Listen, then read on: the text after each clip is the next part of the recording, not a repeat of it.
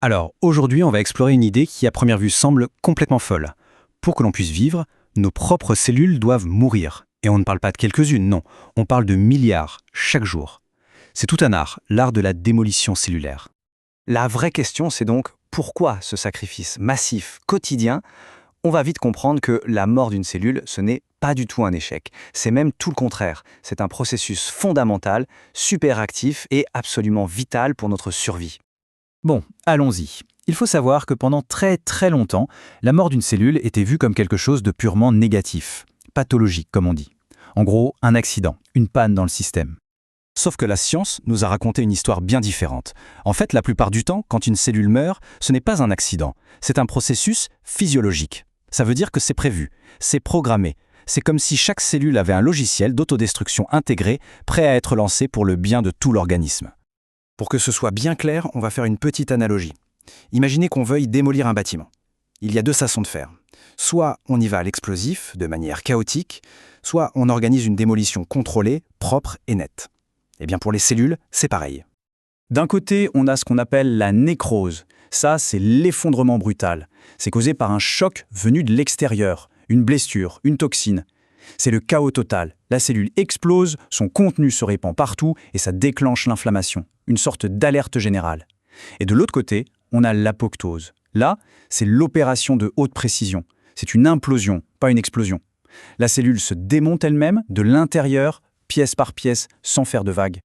Et ce tableau le montre bien, la différence est frappante. Avec la nécrose, la cellule gonfle et finit par éclater en déversant tout son contenu. C'est pour ça que ça crée une inflammation. Alors que l'apoptose, c'est l'inverse. La cellule se ratatine, elle se fragmente en petits morceaux bien emballés et sa membrane reste intacte. Du coup, pas de fuite, pas de panique, le nettoyage se fait en toute discrétion. Alors justement, comment ça marche cette démolition propre? On va se pencher sur la mécanique fascinante de l'apoptose, qui est vraiment la méthode préférée de notre corps pour se maintenir en forme. Pour faire ce travail, il faut une équipe. Et cette équipe, ce sont les caspases. Il faut vraiment les imaginer comme l'équipe de démolition de la cellule. Ce sont des protéines spécialisées qui, une fois qu'on leur donne le feu vert, agissent comme des ciseaux moléculaires. Elles découpent méthodiquement tout ce qui est vital à l'intérieur de la cellule. Et le système est incroyablement efficace. Ce n'est pas juste une enzyme qui fait tout. Non, c'est une réaction en chaîne, une cascade.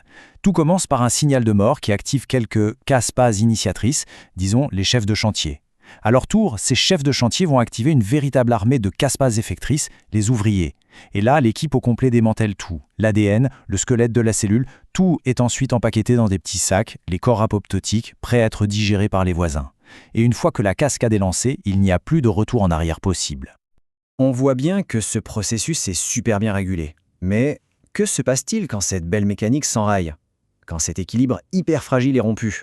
Eh bien, les conséquences, que ce soit dans un sens ou dans l'autre, sont souvent dramatiques. Pour se rendre compte de l'échelle du phénomène, tenez-vous bien. Regardez ce chiffre, 95%. Non, ce n'est pas une faute de frappe. 95% de toutes les cellules de notre système immunitaire sont programmées pour mourir par apoptose avant même d'avoir servi. On pourrait se dire, mais quel gâchis! En fait, pas du tout. C'est un contrôle qualité ultra sévère. Le corps élimine préventivement toutes les cellules immunitaires qui auraient le moindre risque de se retourner contre nous un jour. Donc voilà, tout est une question d'équilibre. C'est ce que montre cette diapo. D'un côté, s'il n'y a pas assez de mort cellulaire, qu'est-ce qui se passe? Des cellules qui devraient être éliminées, parce qu'elles sont endommagées ou potentiellement cancéreuses, survivent et se multiplient. Et ça, c'est la porte ouverte au cancer, ou aux maladies auto-immunes.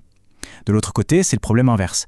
Trop de morts cellulaires. Et là, on perd des cellules essentielles. C'est le mécanisme derrière les maladies neurodégénératives comme Alzheimer ou Parkinson, où on assiste à une perte massive de neurones. Tout cela nous amène à un acteur absolument central dans cette histoire. Une seule protéine, qui a littéralement un droit de vie ou de mort sur la cellule. On l'appelle le gardien du génome. Cette protéine, c'est P53. Elle agit comme un contrôleur des travaux finis. Quand elle détecte un gros problème comme des dommages sur l'ADN, sa première réaction est de mettre la cellule sur pause, pour laisser le temps aux équipes de réparation de faire leur travail. Mais si elle constate que les dégâts sont irréparables, alors P53 prend la décision radicale, elle déclenche l'apoptose. Elle sacrifie la cellule pour sauver tout le reste. Et pour bien mesurer l'importance de ce gardien, regardez ce graphique. Le gène qui fabrique P53 est défectueux. Il a muté dans plus de la moitié de tous les cancers humains. C'est énorme. Pourquoi? Parce que si le gardien est défaillant, il ne voit plus les dégâts. Et donc il laisse des cellules abîmées continuer à se diviser, encore et encore. Alors comment P53 appuie sur le bouton rouge? Pour faire simple, la machine de l'apoptose est en permanence maintenue à l'arrêt par des sortes de freins moléculaires. Quand P53 est activée par un stress, son job, c'est d'aller neutraliser ces freins. En faisant ça, elle libère les protéines qui, elles, vont lancer le programme d'autodestruction. C'est un peu comme si on enlevait la goupille d'une grenade. Et comprendre ça, c'est crucial, parce que beaucoup de recherches contre le cancer visent justement à trouver comment on pourrait réactiver P53 dans les cellules malades.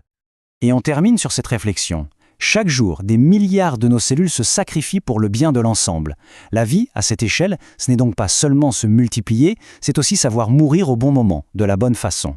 Alors cet équilibre permanent, cette danse constante entre la vie et la mort au plus profond de nous, au final, qu'est-ce que ça nous apprend sur le fait même d'être en vie ?